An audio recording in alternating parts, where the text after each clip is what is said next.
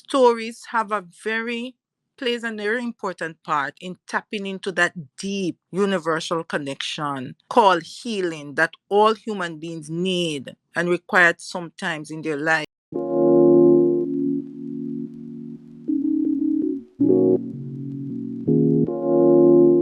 When you are given a unique story, which you get from a unique experience, which could be born into a unique family or under unique circumstances, if you have gone through betrayal, if you have gone through loss of hope, if you have stepped a little over the threshold, if you have lost your business multiple times, if you have lost children, those are stories from which you need to get healing.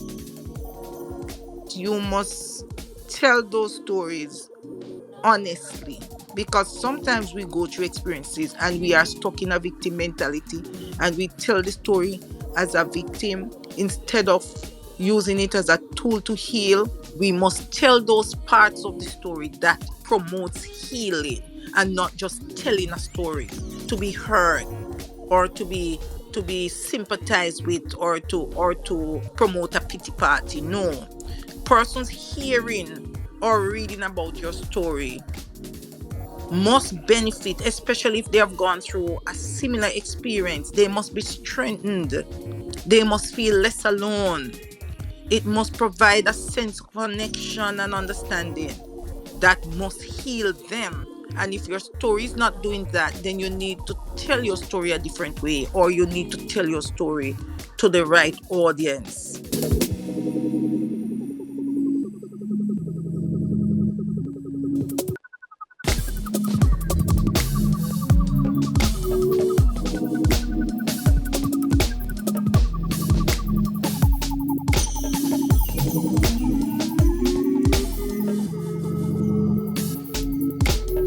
All right, now I want to pass to Dr. Marcia.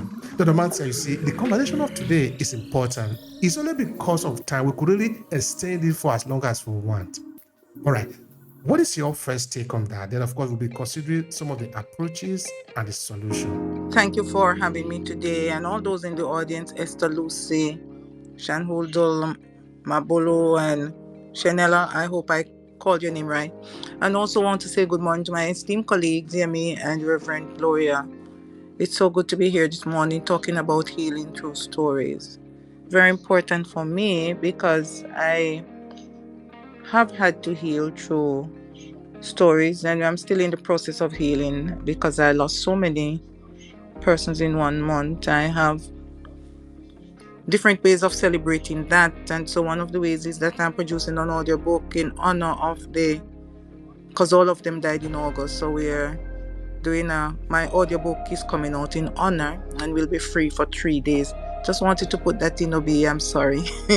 And my leader, A Leader Like You. I wrote a book, A Leader Like You, because they were iconic leaders, and I'm putting out the audio because they were aged, and so they would have preferred to have an audiobook. I think this topic is very relevant because emotional healing is a powerful process of acceptance. I want to put it in that frame of acceptance, because if we do not accept, if we can't accept where we are, then we have a problem healing. The recesses keep with us. We are not able to crossover, and our lives can be hindered or inhibited.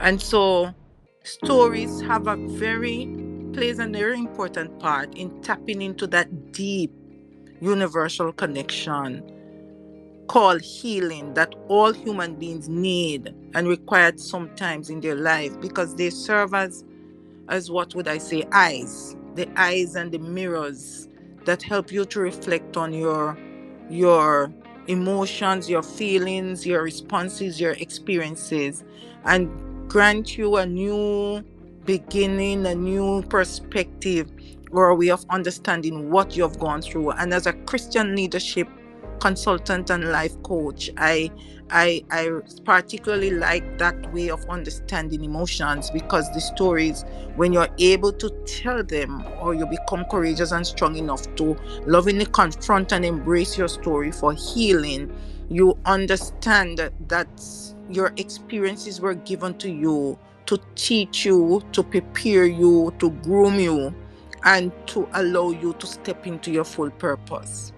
And so I believe in that way, and for those reasons, that when you are given a unique story, which you get from a unique experience, which could be born into a unique family or under unique circumstances, if you have gone through betrayal, if you have gone through loss of hope, if you have stepped a little over the threshold, if you have lost your business multiple times, if you have lost children, those are stories from which you need to get healing. And I believe that you must tell those stories honestly, because sometimes we go through experiences and we are stuck in a victim mentality and we tell the story as a victim instead of using it as a tool to heal, and we push and sensationalize it depending on the response that we get and how those stories can benefit us. But we must tell our stories very honestly, and we must be as transparent as we choose to be, and we must tell those parts of the story that promotes healing, and not just telling a story to be heard or to be sympathized with, or to promote a pity party. No, persons hearing or reading about your story must benefit, especially if they have gone through a similar experience. They must be strengthened. They must feel less alone. It must provide a sense of connection and understanding that must heal them. And if your story is not doing that, then you need to tell your story a different way, or you need to tell your story to the right audience. Hello and thank you for checking out this video. I'm Obehi Ewanfoh, the host of the African Diaspora Storytelling series. Every 2 weeks we meet up on LinkedIn to talk about different ways we can leverage the power of storytelling as people of African descent. Now this is it. We are uniting the millions of Africans in the diaspora through the power of our story. It does sound like what you are interested in. Make sure to subscribe to this channel and share this video with your friends who might need it. Now back to today's conversation. You must not allow anyone to tell your story, because your story is your own. And how you express your interpretations and your motives and your feelings and how you experience what you experience must be done by you, because no one else can articulate what you have gone through other than you. And so for it to benefit you and for it to do the healing and for you to release your pent up feelings and get a sense of empowerment, even if you are sharing your story for someone to tell it for you in a book or in a podcast or wherever, it must be that your story is carried with the right messages, which would mean the messages you intend them to carry. So you must focus, when you are asked to tell your story, on how you really want your story to be heard and who you want to tell your story. And you must be very highly selective in the forums in which you share your story. Ciao. Because you want persons to benefit from your story. You want your story to gather the meaning that it must have. You want the story to help the people to make sense of your experiences and their experiences. You want to be a voice of those who can't tell their story that is very similar to yours. And you want to allow individuals, you want to speak for those individuals who have subconsciously employed you to tell your story and to structure your story in such a way that it is coherent with their story and it gives meaning to the events that might have been appear random to other people, or nonsensical to other people, or not important to other people, or overwhelming to other people. And so if you notice the power of your story for healing, it is not simply telling and delivering a story. It is intentional and purposeful, and it must hit the connective parts of healing, which is your soul and your spirit. It must transform your mind, and it must help you to transform your circumstances and your experiences from different angles.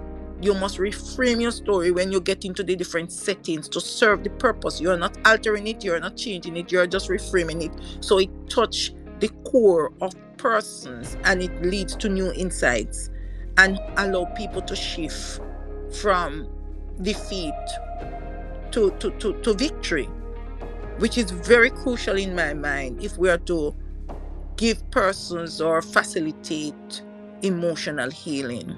As a coach, I listen to person stories and sometimes I share my stories. That mutual engagement, that mutual empowerment, that collective wisdom cannot be underestimated. That it builds resilience and it enhances and enables recovery, that inspires hope and inspire people not to throw in the towel. It also cements the fact that stories makes healing possible and that we together we can overcome. Others have walked a similar path. They have emerged stronger, wiser, better because of their stories. And as we continue to tell stories for healing, we must remember that your story cascades generations and give healing to generation. When someone heals from your story, they become a disciple and they tell that story and they tell their story and they always have reference points why they kept going. They kept their feet above water, why they never went under, because of your story, because of my story, because of the healing that the story brings when it is true, authentic, intentional, and purposeful. I stop here right now because I really don't want to get emotional. Thank you so much for that, Dr. Matia. Yes, the emotional part of it, sometimes it is impossible to avoid it. But that is also part of it. We are talking about emotional healing here. So sometimes, yes, we can be emotional.